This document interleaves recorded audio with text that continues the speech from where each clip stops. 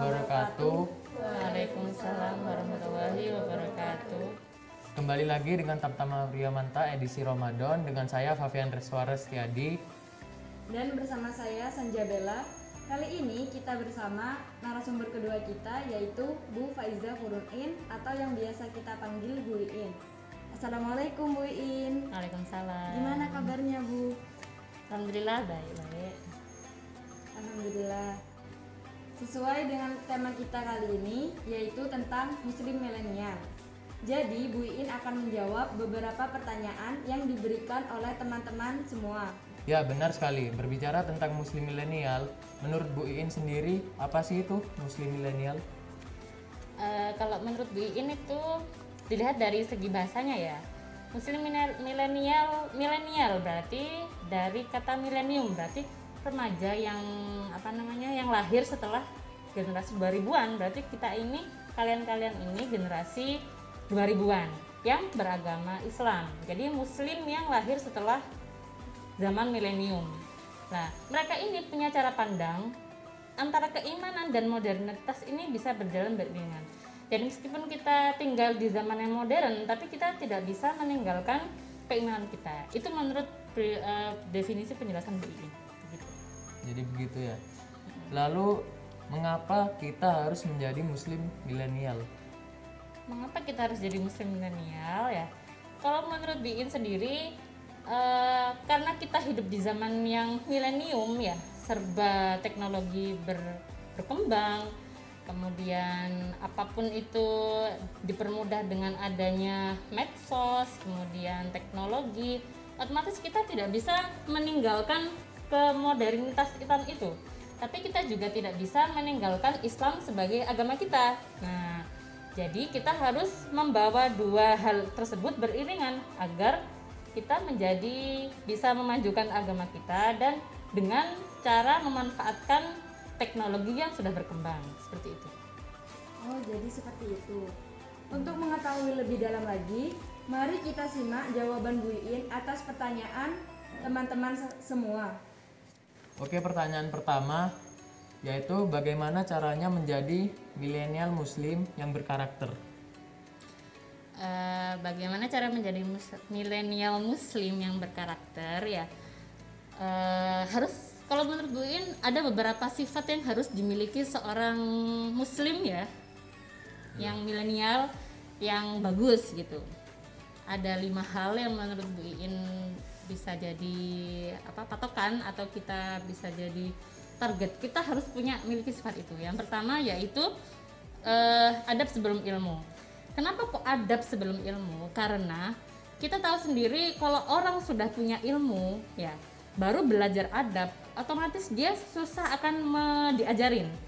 Kita tahu di Jepang sendiri itu anak sampai kelas 3 SD itu tidak diajarin matematika, tapi diajarin manner dulu.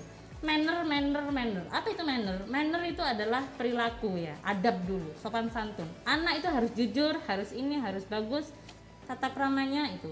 Kalau sudah adabnya bagus, cara hormati orang tua bagus, guru bagus, lah setelah adabnya anak ini bagus, baru nanti kita tanamkan matematika, kemudian ilmu-ilmu yang lain akan gampang diterimanya karena dia sudah menghormati gurunya itu. Yang penting adalah adab sebelum ilmu. Itu yang kedua itu adalah cintai ilmu. Kita sebagai orang muslim kan harus cari ilmu kan, ada dalilnya kan? Yeah. Dalilnya yang seperti talabul ilmi faridatun ala kulli muslim wal muslimah. Jadi setiap orang muslim itu harus cari ilmu ya, dari buayan sampai liang lahat, dari ketika bayi sampai dia mati itu harus cari ilmu. Utul bil ilma minal mahdi ilal lahdi.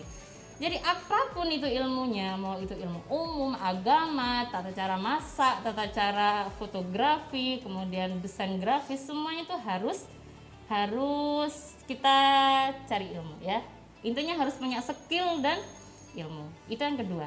Yang ketiga adalah amalkan ilmumu.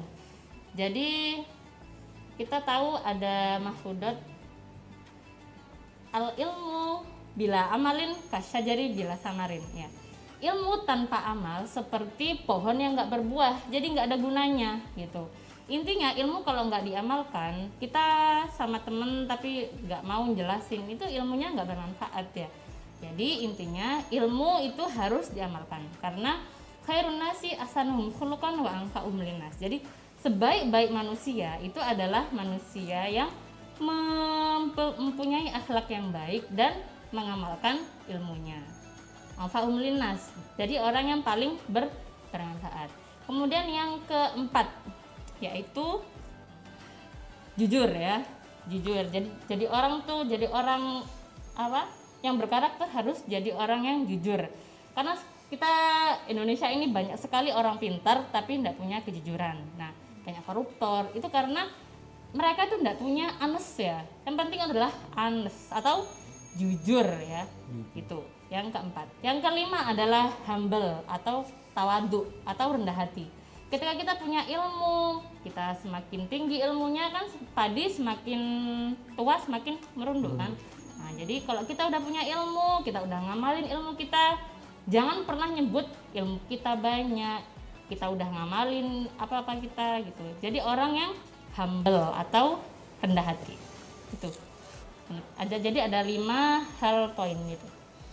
Jadi seperti itu ya Bu, cara menjadi milenial muslim yang berkarakter. 2, apa saja hal-hal yang harus diperhatikan saat bersosial media di zaman milenial ini? Oke, untuk media sosial ya, kita sebagai milenial muslim otomatis semuanya pada punya medsos kan pastinya. Nah, dalam kita bermedia sosial ada beberapa etika yang harus kita pegang teguh ya. Yang pertama, ketika kita bermedsos gitu, medsos kita harus ingat, medsos itu adalah cerminan kita ya. Jadi orang bisa ngelihat diri kita dari medsos kita. Jadi apa yang kita posting, apa yang kita ucapkan di media sosial itu adalah cerminan diri kita. Jadi mau kita dilihat orang seperti apa, nah kita mau dilihat jadi orang yang apa, yang baik, yang berwawasan, orang intelek ya, kita harus posting yang bagus-bagus di medsos kita. Kalau kita mau jadi orang yang endel, yang joget-joget ya, kalian bisa joget-joget di medsos kalian gitu. Tapi kita ya itu tadi, medsos adalah cerminan diri kita. Terus yang kedua, kita gunakan medsos itu untuk hal yang bermanfaat ya. Misal kita sharing info, kemudian info tersebut tentang agama kita otomatis, atau enggak kita tentang ilmuwan-ilmuwan Islam. Pergunakanlah medsos itu sebermanfaat mungkin ya. Jangan yang wasting your time buat yang enggak penting gitu. Kalau bisa kita pakai medsos itu untuk manfaat gitu. Kemudian kalau misalkan kita bermedsos, kita mau sharing info, pastikan dulu info yang kita share itu benar. Jadi verifikasi dulu apakah info itu benar atau salah, atau perlu dibenarkan dulu, jangan di-share dulu ya. Jadi kita harus benar-benar bijak dalam bermedsos. Karena sekarang tak lagi zaman mulutmu harimau, tapi bisa jadi melebar ke medsosmu itu buayamu, bisa jadi seperti itu ya. Kemudian waktu ya. Jangan sampai kita tuh lihat IG terus, atau enggak kita lihat YouTube terus. Jangan sampai kita lupa waktu ya, karena tugas kita yang pertama adalah belajar ya. Jadi harus dimanfaatkan sebaik-baiknya ya medsos itu ya Bu ya. Oh ya, betul sekali. Untuk pertanyaan yang selanjutnya, jika ada seseorang milenial muslim membuat video TikTok yang berlebihan, bagaimana tanggapan Bu Iin? Buat TikTok ya, yang suka joget-joget itu. Iya Bu. Banyak sekali remaja sekarang ya yang suka joget-joget di TikTok. Mungkin itu karena mereka itu latah ya. Mereka suka ikut-ikutan. Nah, kita sebagai remaja muslim harus jangan suka latah sama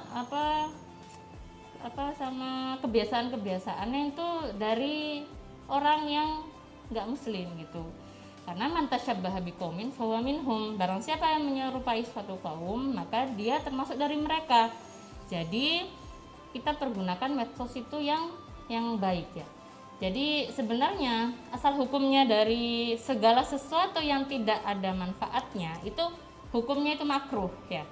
Jadi kalau misalkan kita bertiktok, misal kita buat syiar. Misalkan videonya ini tentang dakwah gitu, ya boleh, jaiz, wajib ya. Tapi kalau medsos TikToknya itu dibuat joget-joget dan itu bisa menimbulkan syahwat, itu bisa jadi haram. Jadi tergantung kita mempergunakan aplikasi tersebut gitu. Apapun aplikasinya itu tergantung dari bagaimana penggunaan kita gitu. Yang selanjutnya, saat kita berhijrah tapi ada teman berkata sok suci dan mengingatkan kesalahan kita di masa lalu, apa yang kita lakukan?